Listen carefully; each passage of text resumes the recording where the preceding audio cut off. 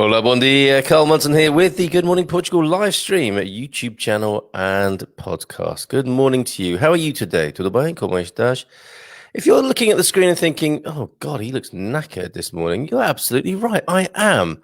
Reason being, I stayed up late into the, I think just a few hours ago, basically, in the wee small hours to watch the US presidential debate. And I have one question left that didn't get asked. Why on earth did I do that? I suppose that is the question I am asking myself this morning. Why on earth did I do that? The evening was going so well. We had Donna Jacqueline on the Expat News Hour talking out the biggest of big pictures. It was a deeply philosophical and spiritual conversation. She'll be back for more of that next Tuesday evening. And then I stayed up and watched the US presidential debate. Soon was bewildered and confused by it and actually fell asleep and then had to get up off the sofa and go to bed. But it has left me a little depleted this morning in more ways than one. Wow, what is that all about, really? Tonight is the Hola America's edition of Good Evening Portugal, so I suspect it will come up tonight. Of all of the great people of the world, the geniuses, those who are remarkable leaders potentially.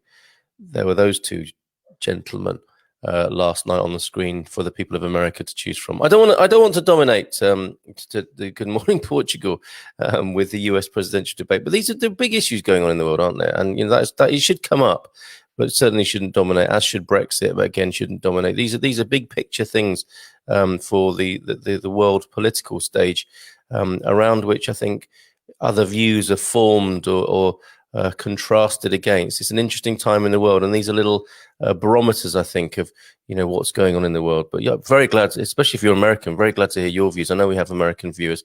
Very glad to hear your views this morning on what you thought of that last night. Unbelievable. Today I'm going to take it easy. Obviously, I'm a little bit fragile after that. Tea, talking about tea, because somebody mentioned the Portuguese connection, thinking that tea, got a cup of tea here. What is your preferred supplier of British tea in Portugal if you're a lover of the tea?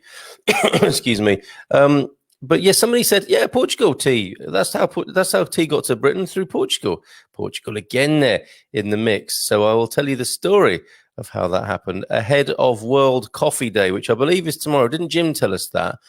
Jim in Wiesbaden. It was US Coffee Day, I think a day or two ago, and it will be Global Coffee Day. But I gotta make sure I don't want to be fake newsing you after all of that last night. So let me just see when World Coffee Day is. Aren't we lucky? I would have had to have a team of researchers 50 years ago. World Coffee Day. Oh, it was yesterday. Okay, I was going to do something about coffee in Portugal, but we'll have to wait another year now. So apologies. Hope you had a nice International Coffee Day yesterday. Whoops. Hola, bon dia from a cool and grey southern Hampshire. Should be having a drive through an autumnal New Forest today. That will be beautiful, I'm sure, Paul. Enjoying my correspondence with you. From Claire and Steve, bon dia, Carl, from a bright Chorleywood. Isn't that a lovely name, Chorleywood? Claire and Steve this morning, quick off the mark. Do say where you are, who you are, especially those people who who we're going to get to know better over time, from expatsportugal.com, telling you about the social that we're having tomorrow evening in conjunction with Expats Portugal. It was a lot of fun last time. Tell you more about that later after the weather. And of course, a poster boy of the winemaking movement. We have an orange wine tomorrow night that we're tasting at the Good Morning Portugal Wine Club, and the man behind it is causing quite a stir among those with a glad eye for the fellas. But let's just go to the principal points of Portugal this morning. The capital city, Lisboa, 17 degrees currently, partly cloudy, 24 to look forward to. Similar day tomorrow, 23. The rain is coming on Friday, folks, apparently still for Lisbon. Porto, 14 degrees at the moment, but sunny. An unusual twist of events. Sunny in Porto, cloudy in Lisbon, 14 degrees in Porto at the moment. Let me just have a sip of the aforementioned tea. That is a thing of beauty, a cup of tea in the morning, to me anyway. Coimbra, 14 degrees and overcast. At the moment in Coimbra, 23 the high today, 22 tomorrow. Rain. Oh dear, that's the weather pattern I get. Actually, I didn't mention in Porto, we have now the weather has been reforecast. The picture is emerging of 6 days of rain, 6 straight days of rain in Porto, and 5 straight days of rain in Coimbra and Faro. No rain there, understandably, predictably. 20 degrees and overcast at the moment in Faro, 26 degrees the high today, and a nice looking day tomorrow, and much better weather to come next week, Monday, Tuesday. Let me just tell you about Bragança as well, because that is a clue to where tea made its journey from Portugal to England. 9 degrees in Bragança at the moment. Don't say much about Bragança, do we? 24 degrees the high and a nice sunny day there, but not escaping from cloudy and rainy weather for the rest of the week and the weekend. It is, of course, Wednesday, the 30th of September, 30 days of September. My goodness, it'll be October tomorrow. But you knew that. It's a bit like an estate agent saying this is the kitchen, isn't it? Yeah, looking out across the landscape, I've got 23 degrees in the studio at the moment, but contrasting with just over 16 outside. The weather probe dangling out the window tells me it's 16. Got it from Lidl. Yeah, a cloudy day, which I'm sure will soon warm up, and the fog will move out of the valley, and we'll have another bright sunny day, the likes of which we treasure here in Portugal. So a few of your comments. I don't know if you were up last night with Donna Jacqueline. She was great fun as usual. And our expat elder, our honorary expat elder who was with us last night. Really interesting conversation. Gary was part of that. They should have had Putin on the debate, as he seems to be pulling all the strings these days. Some interesting, those who don't like politics will be switching off right now. I'm all for it, Gary. And that's an interesting comment, sir. And not to mention those behind politics, right? We're getting a broader and bigger picture, aren't we, of how global politics work if you scratch the surface. I think maybe we should have had a debate of the people who fund politics, because it's their agendas, right, who seem to be being enacted. Could be good to just have them come out, transparent, authentic, and say what they want. And then we can just say, yeah, okay, like the sound of that, don't like the sound of that, whatever. Proper democracy. Remember that? No one remembers proper democracy, do they? You wouldn't be watching this show if you did. Have you seen because, you'd be an ancient Greek, is what I mean. Have you seen the fact that, allegedly, have you seen the fact that many well-known tea bags in the UK are not just paper, but are actually plastic that does not break down? That's a thoroughly depressing bit of information, but absolutely true, Paul.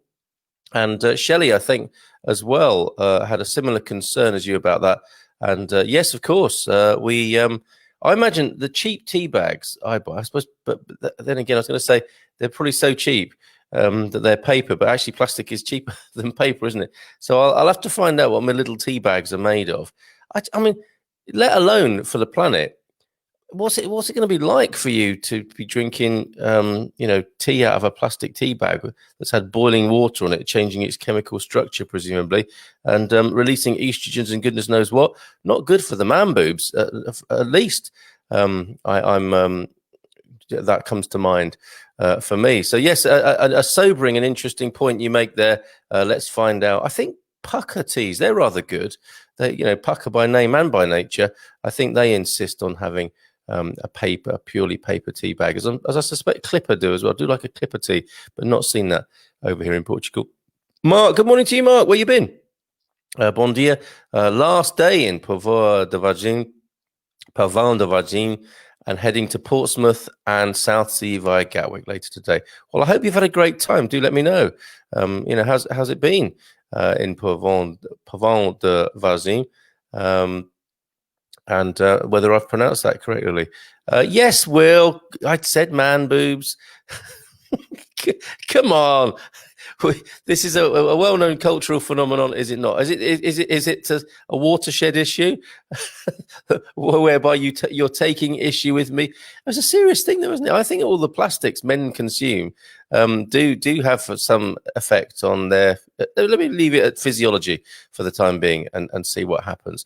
Okay, so let's go to this this, our leisurely conversation today and our little bit of cultural insight about Portugal, we will go to, let me just call this up for you so you can see it for yourselves on the screen too. The UK Tea and Infusions Association, which you might not imagine to be, I don't think that worked, did it? Let me try that again.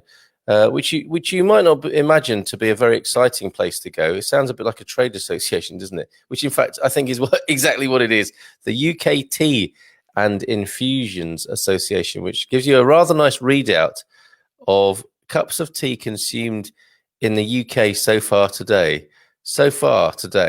And sorry if this is a bit UK centric, because I will do coffee because that's, I think, the favoured brew of the Americans, isn't it? And most other countries in the world, it would appear. But 34 million, over 34 million, just the count is going up, and obviously a lot of tea being drunk at this time of day. But this is the story. This is the Portugal connection here. The foreign princess, and why I did the weather of Braganza is because this is all about Catherine of Braganza, and I will tell you the story of her right now. The influence of a Portuguese princess. And I think it was Diogo the other day who said, yeah, tea, that's from Portugal, that is. I started to look it up. Side note, Samuel Pepys first mentioned drinking tea in his diary entry for the 25th of September, 1660. So not far off, eh? Almost an anniversary there. Influence of a Portuguese princess. In the contemporary era, tea is so much. I should have invited you, shouldn't I, to get yourself a brew and sit down, find out if you're sitting comfortably, and to hear this story. But anyway, here we go. You probably have already got a cup of tea or coffee. Let me know. Are you a tea or a coffee person, or something else interesting? Like a apple cider vinegar that we've talked about before.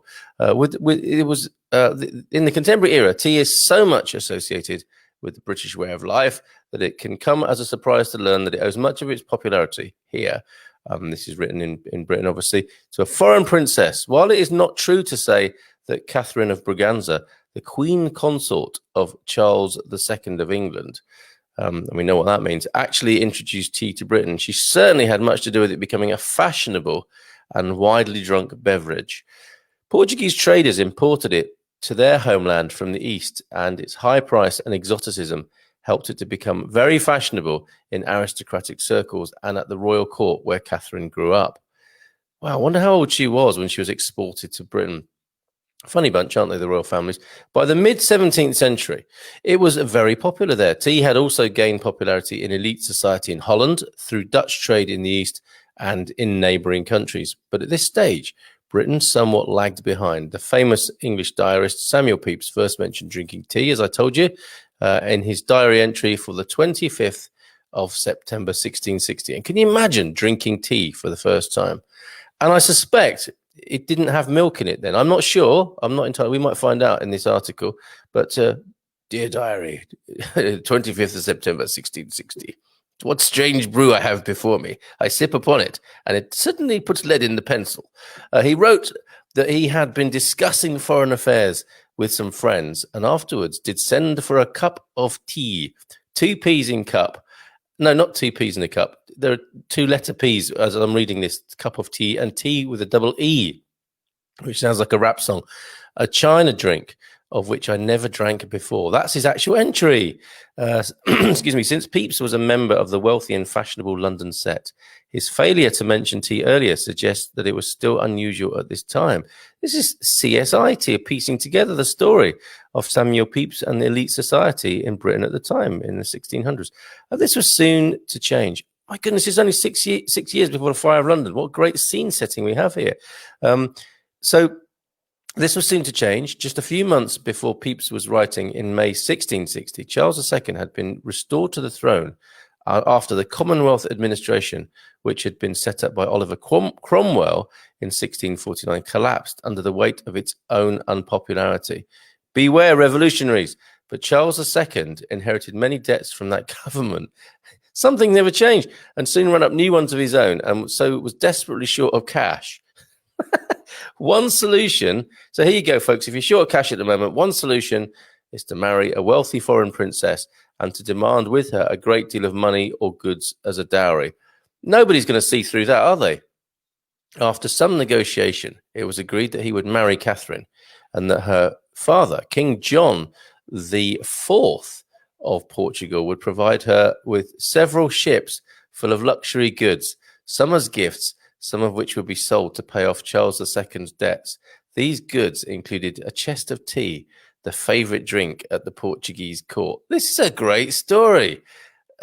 So there we have Charles II, broke, skint, having inherited the mess of Oliver Cromwell's government, and he decides to get himself out of trouble by marrying a new princess, having a new consort who comes with a hefty dowry. Excellent. Can you imagine him, can't you? At the quayside, waiting for the ships to come in to see his new bride and all the stuff that her father has packed with her on the boats. Catherine arrived in Portsmouth, second mention of Portsmouth this morning, on the 13th of May, 1662. It had been a long and stormy crossing. So, yes, those of you who know that route, may I've only done that journey once. It wasn't bad. But we know, do we not, that it can get a bit choppy coming round from Portsmouth to England by sea. And as soon as she arrived, what did she ask for? As many Brits do coming the other way, a cup of tea. So rare was it at this time that there was none available. The princess was offered a glass of ale instead, which I guess is the reverse journey again, isn't it? Get to Portugal, looking for a cup of tea, make do with a glass of beer instead. Not a bad trade. Not surprisingly, this did not make her feel any better. And yes, I'm a lady. And for a time, she was forced by illness to retire to her bedchamber. Yes, crestfallen and tealess. Eventually, though Catherine and Charles II were married on the 21st of May, 1662. So after that, she recovered. They were married in 1662. Initially, Catherine, a deeply pious Catholic who had been schooled in a convent, found it difficult to fit in at the bawdy and fun-loving English court. Poor love, can you imagine?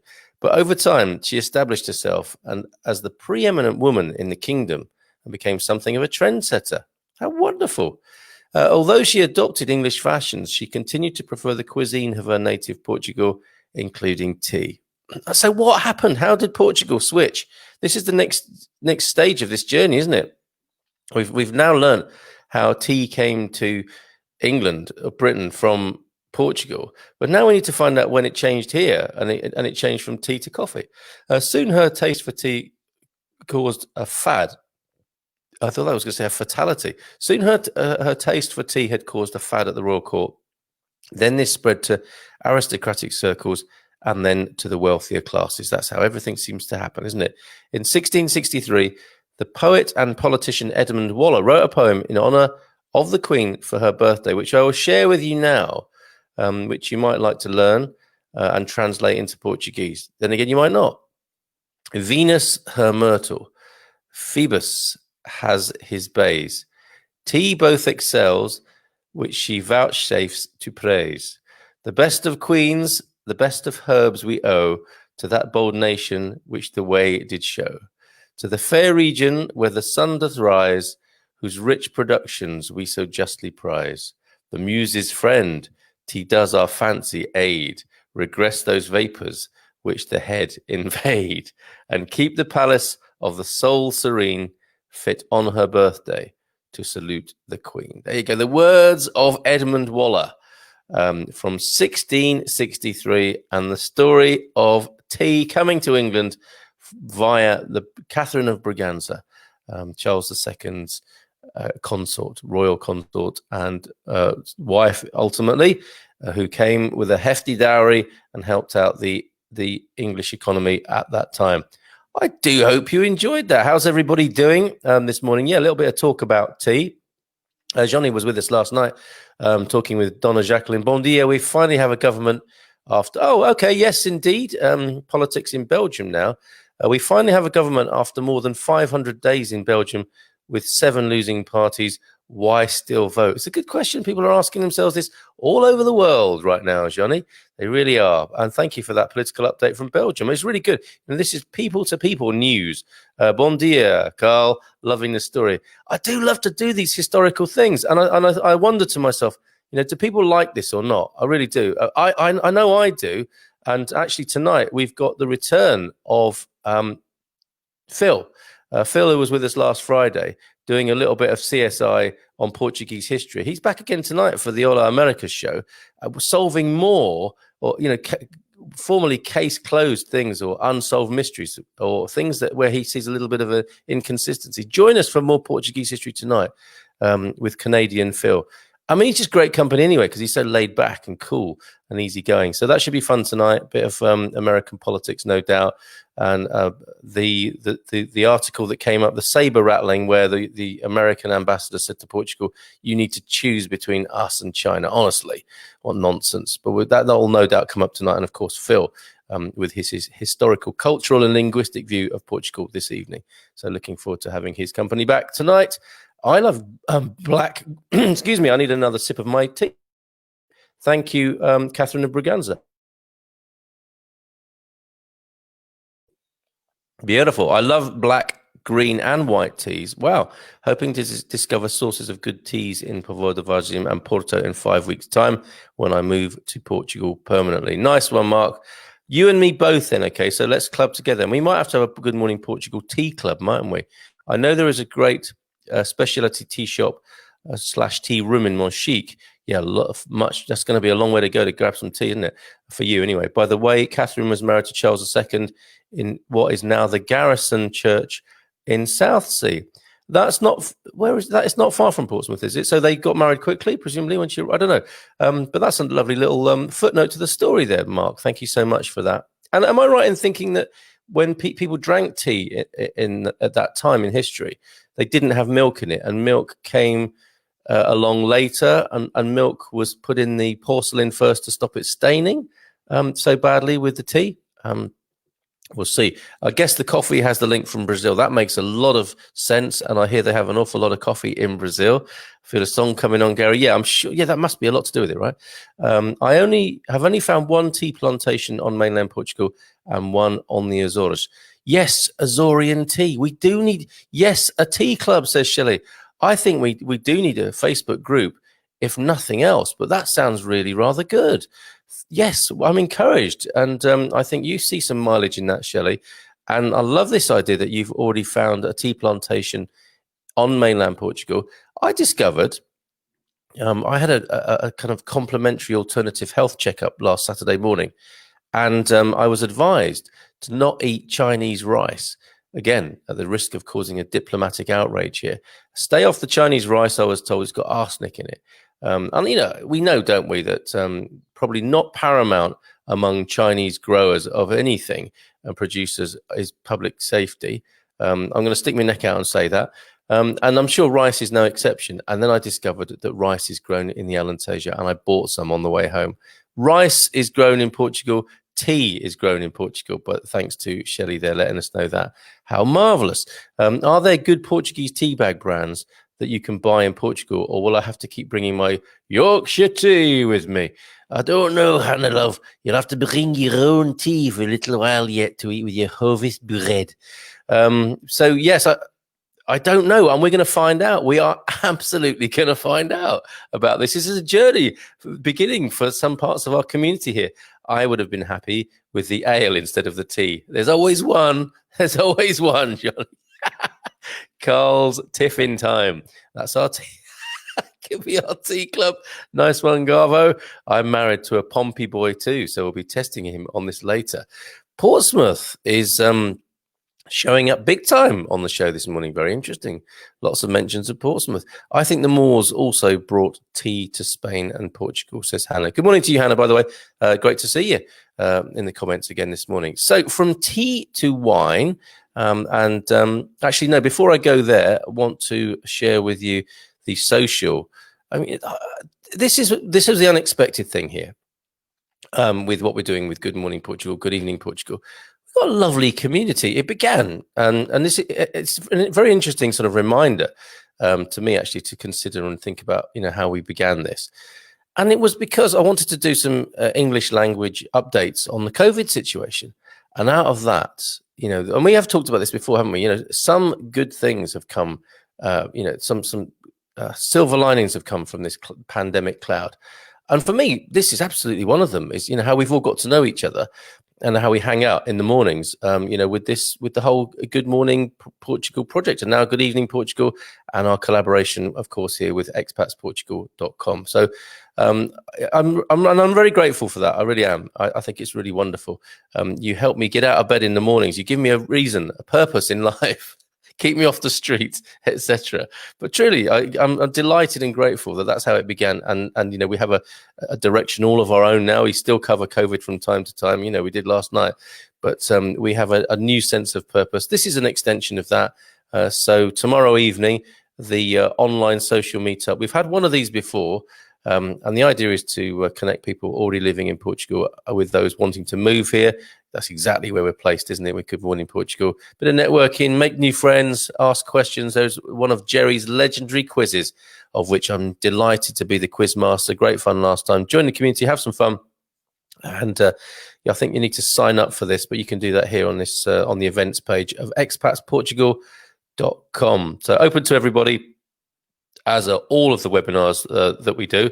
And I was really delighted yesterday that the Brits in Portugal social media Facebook page linked to us and said that they had a great time talking to me, the host of Good Morning Portugal, about the run-up to, what's it called? Not the exclusion period. I can't remember what it's called, but in the Brexit run-up to the deadline, we were covering that with the British consulate. It was really great. Simona was really a star, and her colleague, oh my goodness, whose name escapes me now. Oh, do forgive me. I was wondering if it's still written on my desk here. But yes, the pair of them from the British Embassy were absolutely great. They were drinking tea in front of the camera, funnily enough. The stereotype lives on. And they name checked me yesterday, so I was really chuffed with that. I even sent that link to my mum. Look, mum, me and the British Embassy. Okay, so we stayed. Oh, okay, a nice connection with what we were talking about. We stayed at the castle in Braganza on the way back to the UK. We didn't spend a lot of time there, but it was lovely. Yeah, I think underrated, undervisited, perhaps off the radar, the north of Portugal generally. But Braganza, yes, Braga and Braganza, got to check those places out. There is arsenic in Iberian rice too.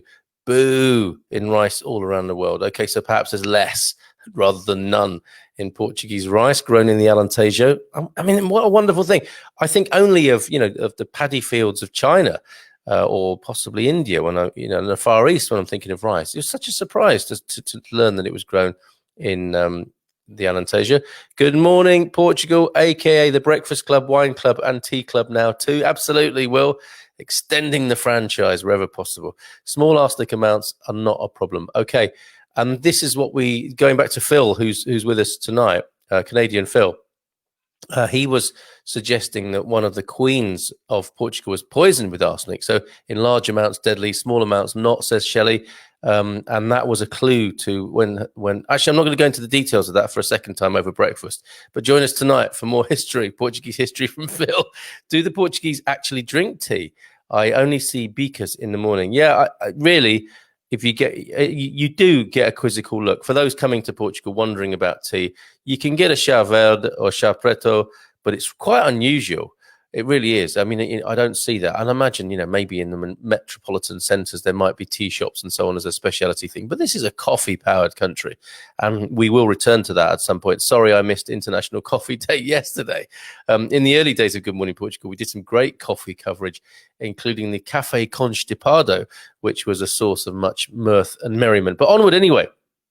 Onward now to a different kind of brew this morning. Our wine tomorrow evening, if I can find that. Oh, yes, I can indeed. It's an orange wine tomorrow. A very interesting situation tomorrow night at the Good Morning Portugal Wine Club. Let me bring this onto the screen for you. Where are we? Oh, yes, the mechanical orange. I think that's something lost in the translation there. I don't think it's. I mean, that doesn't sound like a very appetizing wine, does it? The mechanical. Actually, it is. It is actually called the mechanical orange. But there you go. It is not cheap. And if you want to join us, you better get a wiggle on with this because you need to order it right now. I do believe it could arrive in time for tomorrow evening. However, if it doesn't, you've still got a lovely wine to drink. But bring your whatever, bring BOYB, bring your own bottle of whatever you're drinking with us tomorrow night. And you can obviously follow the tasting procedure and rate it out of 5 on the screen with us. But this is what the wine ninjas are drinking tomorrow night. And this is led by the hiccuping headmistress Healy. Alentejano regional wine 2018. The grape varieties are Arinto Wardrobe. I think that's got to be lost in translation. The wardrobe grape. I wonder. Of the Verdelho, the Antão Vaz, the Bol de Alicante, the Trincadeira das Pratas, and the Fernão Pires. After the first and gentle pressing, the grapes still have 10 to 15% juice. We let these grapes soak for 7 days. My mouth's watering for some reason. And then press again and remove more juice, more concentrate. This juice was spontaneously fermented. The result is disconcerting, undisciplined, disruptive, disturbing in a very delicious way. It's not a movie, it's a wine. It's our Clockwork Orange. There we go. It's the Clockwork Orange wine, not the mechanical orange, because life sometimes applies a distressing pressure that we just try to withstand. Here we transfer the mechanical pressure to the skins, which is a very healthy way of dealing with it. I'm going to add there. So we have a wine as a honey orange color, very exuberant nose, notes of candied orange. I am really looking forward to this. Mine is on its way. I hope it's gluten-free and vegan. So that should be an interesting evening tomorrow. Just going to have a sip of water.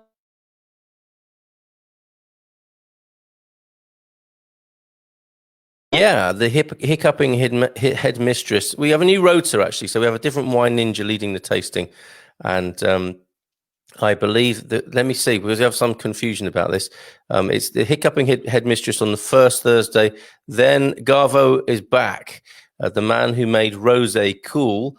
He's the second Thursday. I believe either Frank or Neil are the third or fourth Thursday. And then I'm on there, or a special guest if there's a fifth Thursday in the month leading the tasting. So do please join us. It's a lot of fun. It's like Gogglebox with wine, as we've said before. And I will have a lot of fun straight after the Expats Portugal social tomorrow night. One more thing to tell you about the producer of that wine, who caused quite a stir when his name was mentioned. Chris and Malcolm checking in. Hi there. Lovely to have your company from Carvalho. Don't, they say to me. Oh, that's quite a stern warning, isn't it? Just a simple don't. Okay, I feel duly chastened. But let me tell you about this gentleman who's behind that wine. Really funny comments came in. That was posted, as well as actually my wine tasting chart. You can download my tasting notes chart from the Good Morning Portugal Wine Club community. I just made that and posted that up there. Could be very helpful and educational. It has leather and Werthers in among the tasting notes. So Lisa Bakioke, who's joined us from the States before with our tastings, found out that the maker of this wine, Antonio Masinita, she says, I have a big wine crush on him. He has vineyards, wineries on Pico Island, Azores, and Évora. I watched his Instagram videos a lot when I was in Terceira. I'm thinking about seeing if he'll hire me to work in the tasting room on Pico. You never know. He might just be looking for a helper who's fluent in English and wine. And then a GIF with some throbbing hearts for eyes. So this fella is very popular. Who knew? And Neil... Actually, let me just say that a certain gentleman mentioned it to his partner. Let's go and visit the Quinta and Adega. She wasn't too interested. I then showed her a picture of Antonio Masinita. She was up, showered, dressed, and ready in 6 minutes, 23 seconds. An all-time record, world record in our house. Lol. And Lisa replies, he's definitely easy on the eyes. So I'll let you decide that. To me, it looks like a face, like a bag of spanners, frankly. Let's have a look at Antonio Masinita then and find out a bit more about him. Yeah, what's all the fuss about? Come on, look. Little bit rugged, I suppose. Explorer. It's a little bit of an insight here into one of the people behind winemaking in Portugal. This is great. I'm so glad I discovered this. Antonio Masinita, the man behind the wine we're trying tomorrow night. Explorer, restless and provocative. Winemaker of the year 2018, the Singularity Award for 2018 as well. Winemaker award for Pajão Pailo Vinho magazine, Revelation Producer 2016, Project of the Year 2015, 100 Biggest Companies from the Azores 2016. What a guy. Non-conformist, disruptive, difficult, audacious, restless and hot-tempered. These, be still my beating heart. Say some of you. These are some of the unconventional adjectives used to describe both Antonio Masinita and an enologist. I think I've pronounced that right. Yeah, of course, that's the study of fermentation of grapes, isn't it? Enologist and consultant, and the wines he produces. Now 39, Masinita entered the world of wine in 2000 in the Azores, but it was only in 2004, at the age of 23, that he produced his first vintage. What an upstart, what a whippersnapper. In these 15 years, he has revived abandoned grape varieties, such as the Negra Mole in the Algarve and the Terrantes do Pico in the Azores. What a dude. Where others are dismissive, Antonio sees a challenge. He's a bit like the Luis Pato from the master from my region in the Braga here, but a younger fella. Yes, a pretender to the master throne of winemaking in Portugal. Take the example of Branco de Tintas, the first wine he bottled in Portugal, and an Alentejan protest wine developed in 2008 when CVRA decided to allow the purchase of white grapes from outside the region. Another momentous creation was Branco d'Italia in 2010, also the first of its kind in Portugal, which revived the Roman winemaking tradition and produced a subsequent renaissance. Read more for yourself at Antonio Masinita, because I need to go and rest now after staying up far too late. I'll just leave his picture on the screen next to mine there and get some associative shine and glory. Well, yes, people. Well, I think the ladies here certainly loving the look of young Antonio there. Watching this morning on location at Bar Chicota in Castellano de Pera. Oh, lovely. Having a little mosey around the village already this morning. Warm and sunny. Make the most of it, folks. Yes, indeed. Absolutely right. I don't know if that's life advice or weather advice. Probably both, right? Chris says, sorry, trigger happy. Message went before I could finish.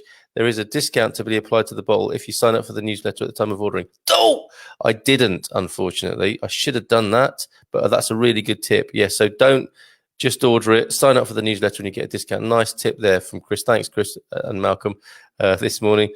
Good wine nose. Yeah, yeah, that's right, Gary. Face like a bag of spanners and a great big hooter as well, eh? We're not impressed.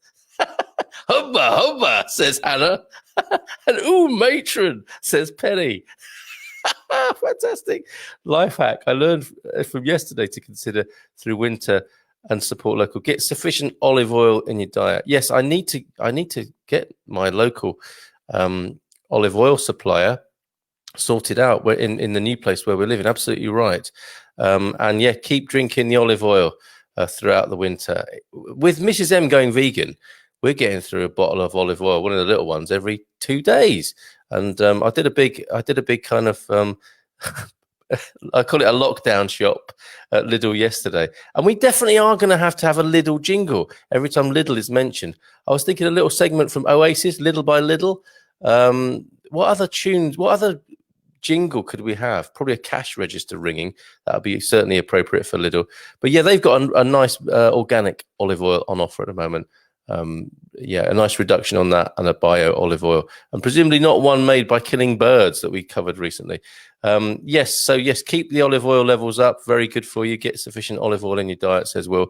More of that from Donna Jacqueline, I think, next Tuesday evening as well, looking at the big health picture around COVID and what you can do for yourself, the self-sufficiency and getting your own power back in these crazy times. Johnny also agrees with Penny and Hannah. Antonio looks good. He does, doesn't he?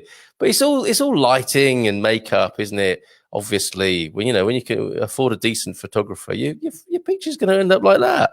And actually, I'm feeling a bit uncomfortable being in the frame with him now. Okay, Antonio, it's goodbye to you. But I hope you all enjoyed that. Thank you for being with me this morning on the Good Morning Portugal live stream. Slightly sort of downbeat and showing the signs of aging and staying up too late, watching a useless presidential debate last night. But anyway, we've had some fun this morning learning about tea and wine and the people behind it. Take care. Bye for now. Abrazos, beijinhos. See you tonight on Hola Americas with Canadian Phil, or tomorrow morning here on the Good Morning Portugal live stream. Take care and bye for now. Have a great day.